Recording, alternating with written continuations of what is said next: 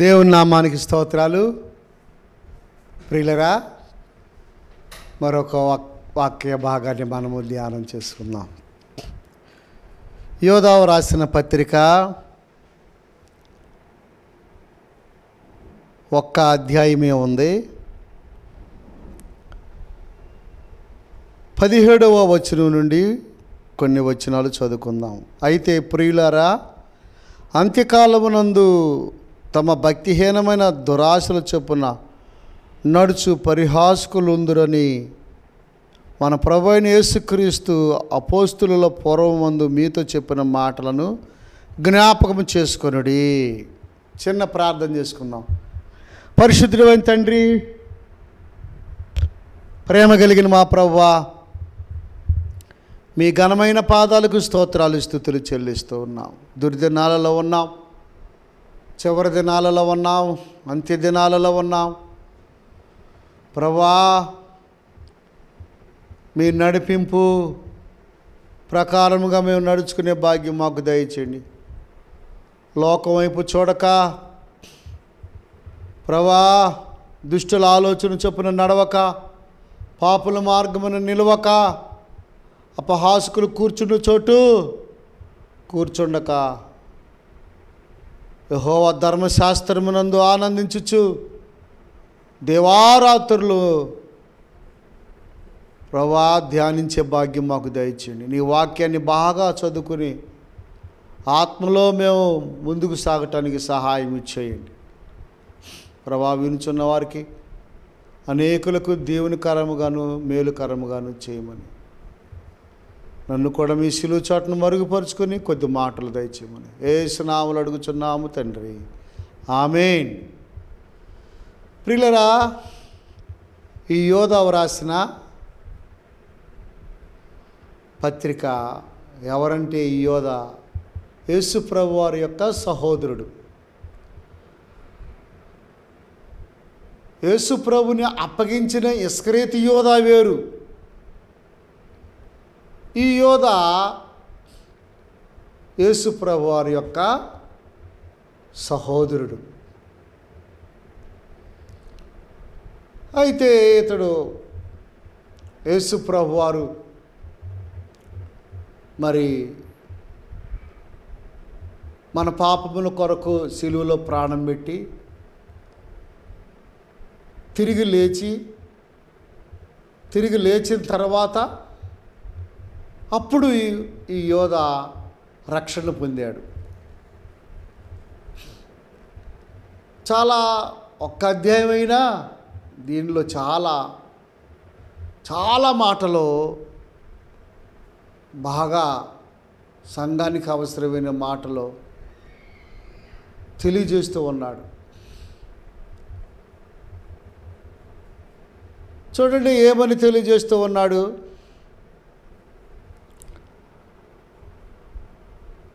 అయితే ప్రియులరా, అంత్యకాలమునందు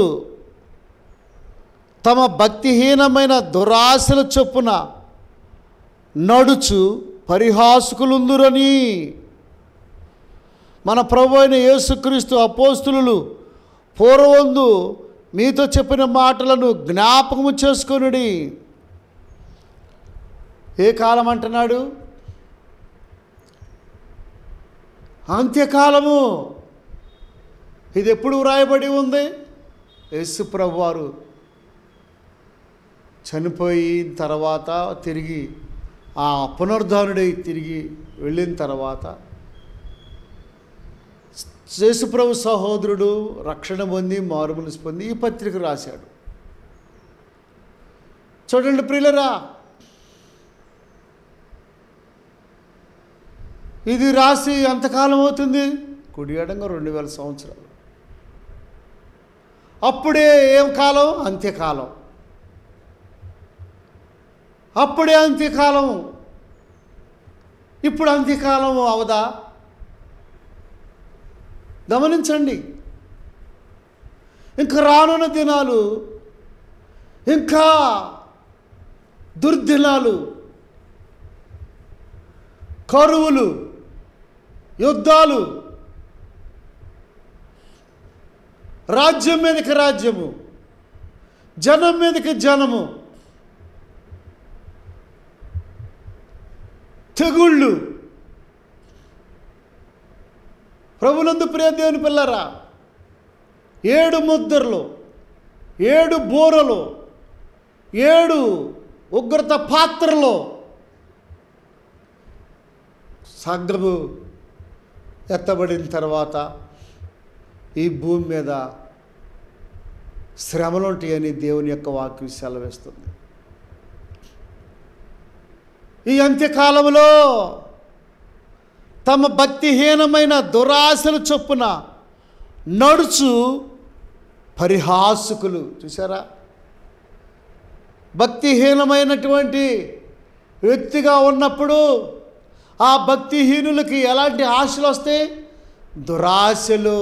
దురాశ దుఃఖమునకు చేటు. దురాశ గర్భము ధరించగా పాపము పరిపక్వమై మరణము కరును. చిన్న ఆశ మనం ఆశ కలిగి ఉంటాం ఏదైనా సరే. చూడండి, ఐస్ తినాలి అని ఆశ, చిన్న ఆశే, కానీ వాళ్ళకి ఐస్ పడదు. ఐస్ క్రీమ్ తినాలని ఆశ, చిన్న ఆశే, కానీ ఐస్ క్రీమ్ తింటే ఆయాసం పడదు. ఉదాహరణకి చెబుతున్నాను.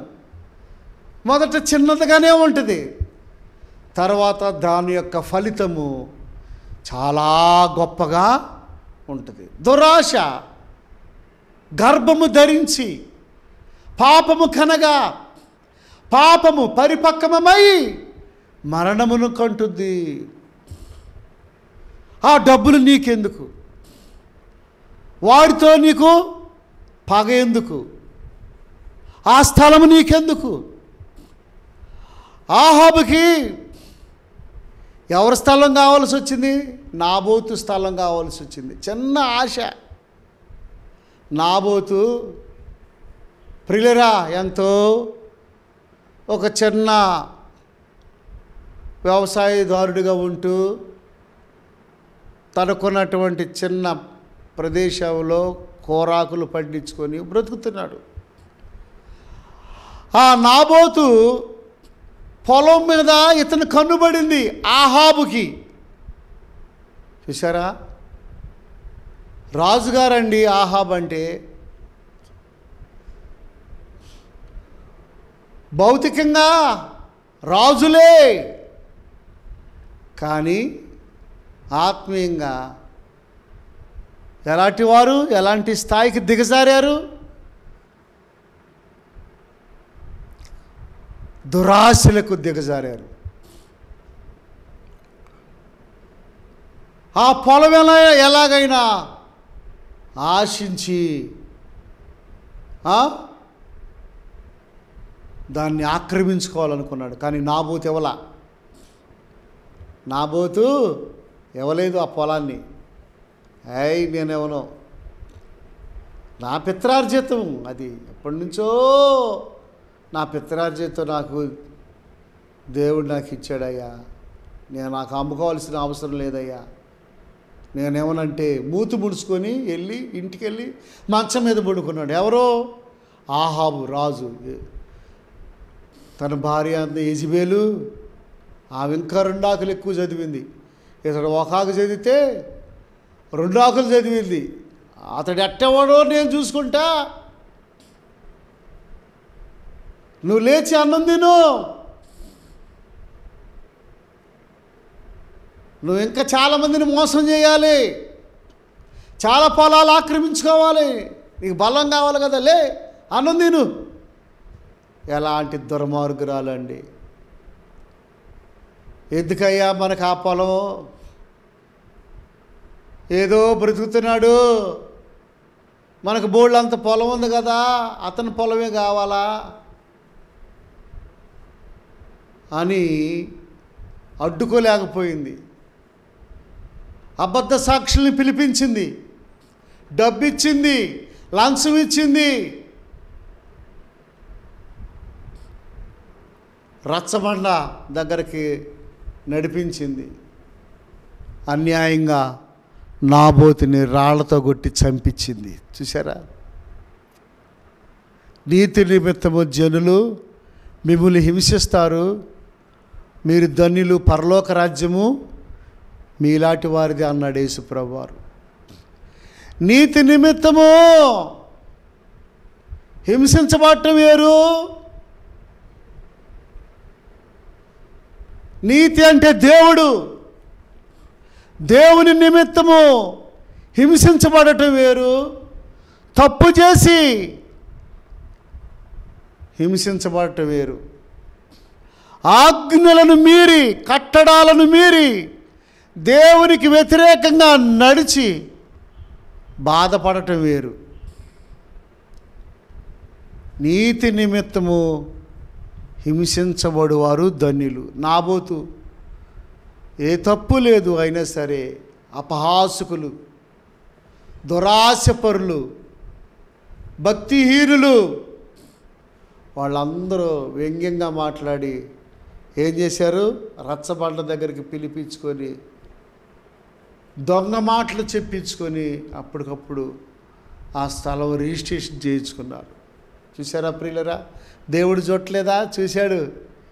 చూసి దైవజనుడైన ఏలియాతో మాట్లాడి, ఏలియా అక్కడ అన్యాయం జరుగుతుంది, వెళ్ళి గద్దించు, వెళ్ళు, నేను నీకు తోడుగా ఉన్నాను.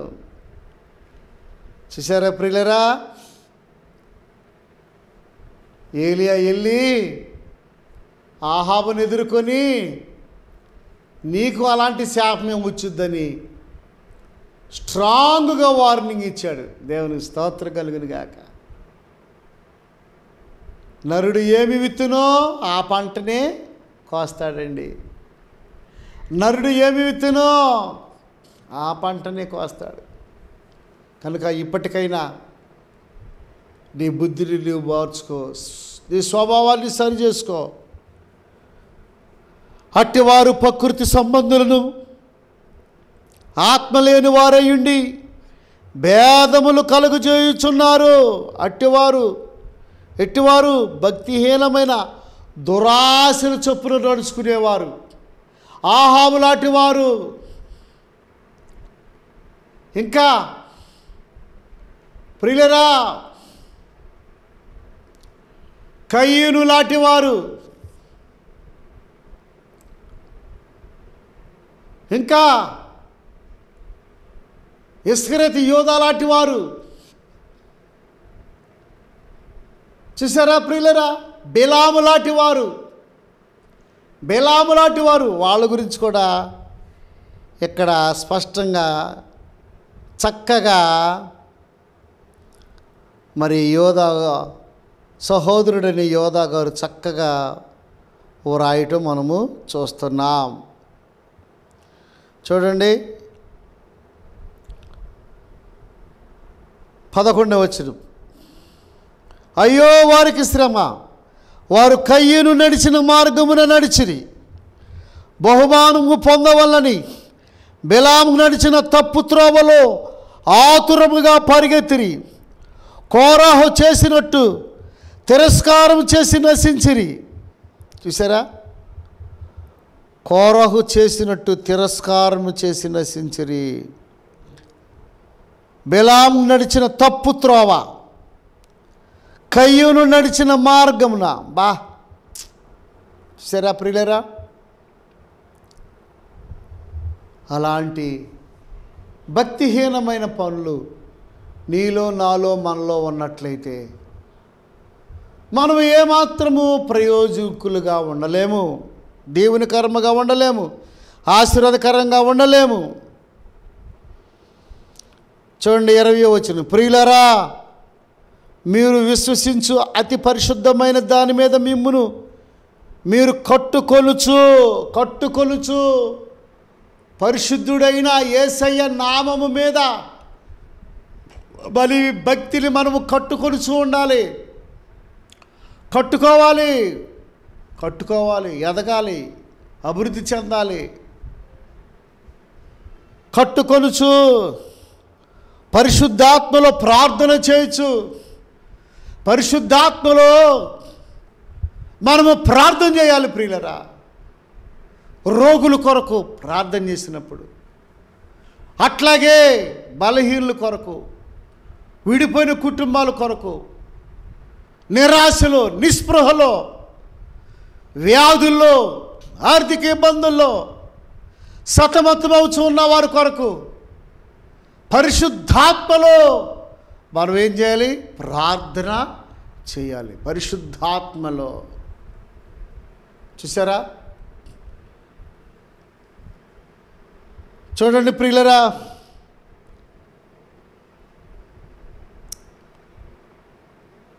పరిశుద్ధాత్మలో ప్రార్థన చేయొచ్చు. నిత్య జీవార్థమైన మన ప్రభువుకు యేసుక్రీస్తు కనికరము కొరకు కనిపెట్టుకొనుచు. చూసారా? నిత్య జీవార్థమైన మన ప్రభువుకు యేసుక్రీస్తు కనికరము కొరకు కనిపెట్టుకుచు అంటే నిత్య జీవార్థమైన ఆ పరలోక రాజ్యము, దేవుని రాజ్యము కొరకు కనిపెట్టుకొనుచు ఉండాలంట. ఆ కనికరము కొరకు మనము ఎదురు చూస్తూ నిరీక్షణ గలవారమై ఆ పరలోక పట్టణము కొరకు, ఆ దేవుని రాజ్యము కొరకు, ఆ 1000 ఏండ్ల పరిపాలన కొరకు, ఆ మహిమ దేహముల కొరకు. ఈ లోకము శాశ్వతము కాదు. ఇది ఆశ చూపి మోసం చేసే లోకము. ప్రియులారా, శరీర ఆశలు, నేత్ర ఆశలు, జీవపు డంబము, ధనాపేక్ష సమస్త కీడులకు మూలము. ప్రభునందు ప్రియ దేవుని పిల్లారా, వాటన్నిటిని విడిచి వాటి వైపు చూడక యేసు వైపు చూచుచు మన ముందు ఉంచబడిన పరుగు పందెములో ఓపికతో పరిగెత్తవలసిన వారమై ఉన్నాం. చూడండి, యేసుక్రీస్తు కనికరము కొరకు కనిపెట్టుకొనుచు దేవుని ప్రేమలో నిలుచున్నట్లు కాచుకొని ఉండుడి. దేవుని ప్రేమలో ఇవన్నీ ప్రార్థన చేస్తూ, సువార్త ప్రకటిస్తూ, ఆయన రాజ్యము కొరకు కనిపెట్టుకొనుచు దేవుని ప్రేమలో కూడా మనము నిలిచి ఉండాలి. నిలిచి ఉండటానికి మనము కాచుకొని ఉండుడి. దేవుని ప్రేమ, దేవుని ప్రేమ అన్నిటికంటే దేవుని ప్రేమ ఎంతో గొప్పది. సహోదరుడా, సహోదరి, దేవుని ప్రేమ కలిగి జీవిస్తూ ఉన్నావా? నీ కుటుంబాన్ని కట్టుకొనిచూ ఉన్నావా? యేసయ్య స్వరూపములో, యేసయ్య ప్రణాళికలో, యేసయ్య జీవితపు అడుగు జాడలలో, గుణలక్షణాలలో నీవు అనుదినము మనము జీవించవలసిన వారమై ఉన్నాము, నడుచుకోవలసిన వారమై ఉన్నాము. మనము బహుజాగ్రత్తగా బ్రతకవలసిన వారమై ఉన్నాం. సందేహపడు వారి మీద కనికరము చూపుడి. కొంతమంది సందేహిస్తూ ఉంటారు ప్రియులరా, వెనకకు జారిపోతూ ఉంటారు. లోకంలో వెనక్కి తిరిగి చూడాలనే ఆశతో కొంతమంది ఉంటారు. అలాంటి వారి పట్ల మనం ఏమి కలిగి ఉండాలి? కనికరము చూపుడి. సందేహపడు వారి మీద కనికరము చూపుడి. ప్రభునందు ప్రియ దేవుని బిడ్డ, కనికరం ఉన్నదా? నీ తోటి వారి పట్ల కనికరము. చూడండి, అగ్నిలో నుండి లాగినట్లు కొందరిని రక్షించుడి. అగ్నిలో లాగినట్లు, అగ్నిలో నుండి లాగినట్టు కొందరిని రక్షించుడి. ప్రియులరా, అలాంటి ప్రయాస ఎంతో గొప్పది. అలాంటి వరకు మనము నడుం బిగించుకొని ఆ అగ్నిలో నుండి మనము లాగినట్లుగా మన బంధువుల్ని, మన ఇరుగు పొరుగు వారిని, మన చుట్టుపక్కల ఉన్న వారిని సువార్త ప్రకటించి వారిని మనము ప్రోత్సహించి పైకి లాగవలసిన వారమై ఉన్నాము. వారి పట్ల కనికరము కలిగి నడుచుకోవలసిన వారమై ఉన్నాము. శరీర సంబంధమైన వారి అపవిత్ర ప్రవర్తనకు ఏమాత్రము నొప్పుకొనక దానిని అసహించుకొనుచు భయముతో కొందరిని కరుణించుడి. భయముతో వారి పట్ల మనము ప్రభునందు ప్రియ దేవుని పిల్లరా శరీర కార్యాలు జరిగించు వారి పట్ల మనము జాగ్రత్తగా ఉండాలి. వారిని అసహించుకోవాలి, లోకాన్ని అసహించుకోవాలి, పాపాన్ని అసహించుకోవాలి. వారితో మనము స్నేహము చేయకూడదు.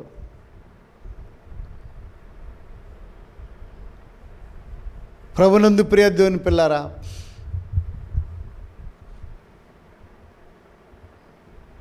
వాక్యం వినుచున్న ఓ సహోదరుడా, ఓ సహోదరి, దేవుని రాజ్య వ్యాప్తి కొరకై నీవు ప్రయాసపడుచున్నావా?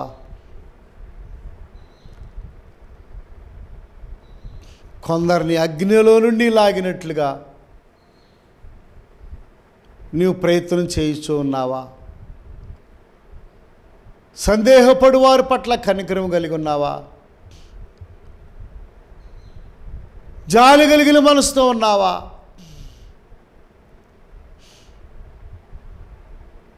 దేవుని కొరకు నమ్మకంగా జీవించు. దేవుడు త్వరగా రాబోచు ఉన్నాడు. ఇదిగో నేను త్వరగా రాబోచు ఉన్నాను. వాని వారి క్రియలు చొప్పున జీతము నా యొద్ద ఉన్నది. వాని వాని క్రియలు చొప్పున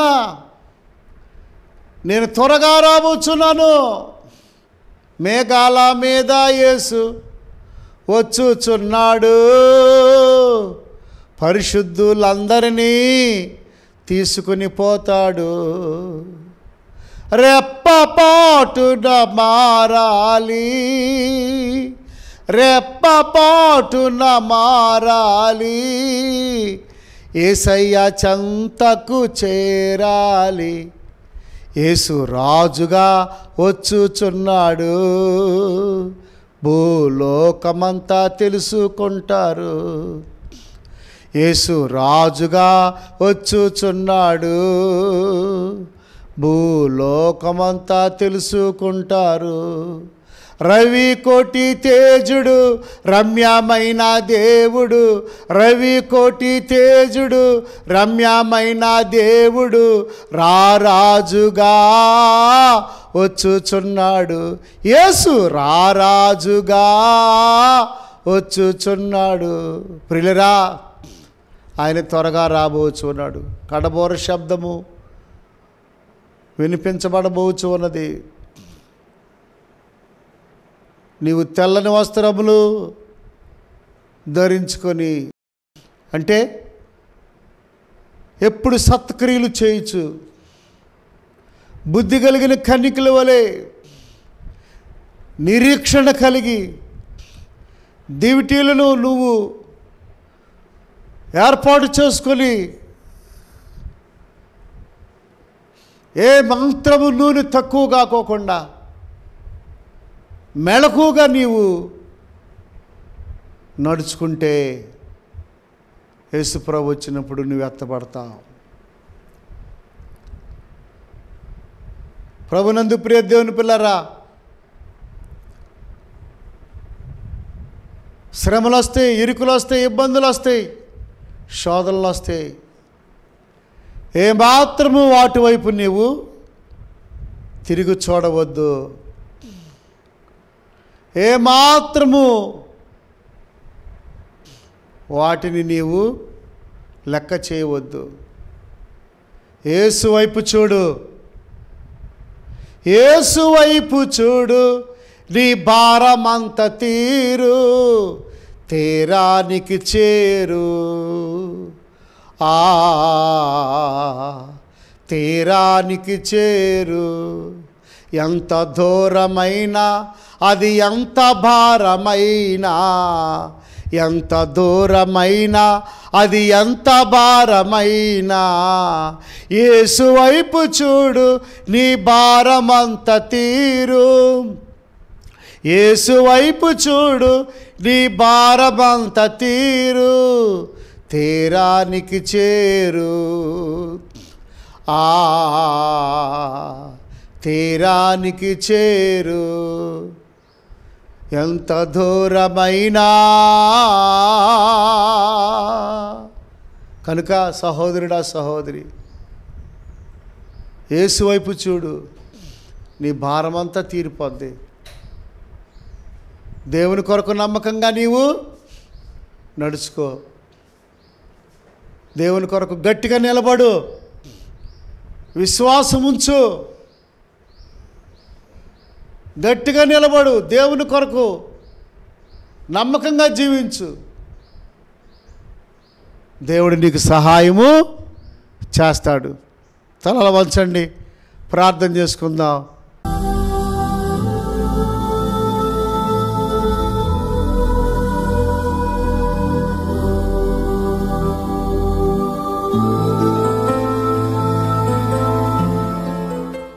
పరిశుద్ధుడైన తండ్రి, ప్రేమ కలిగిన ప్రభువా, మీ ఘనమైన పాదాలకు వందనాలు, స్తోత్రాలు, స్తుతులు చెల్లిస్తూ ఉన్నాం. యోధా పత్రికల్లో నుండి కొన్ని అమూల్యమైన మాటలు మీరు మాట్లాడిన మాటల కొరకే స్తోత్రాలు. ప్రభువా, దురాశను ప్రేరేపించే అపహాసకులు ఉంటారని, వారి వైపు చూడొద్దని స్పష్టంగా మీరు మాట్లాడినారు. ప్రభువా, మీకు స్తోత్రాలు. దేవా, నీ కొరకే నమ్మకంగా మేము బ్రతికే భాగ్యము మాకు దయచేయండి. సేవను మీరు కట్టి ఫలింపచేయండి.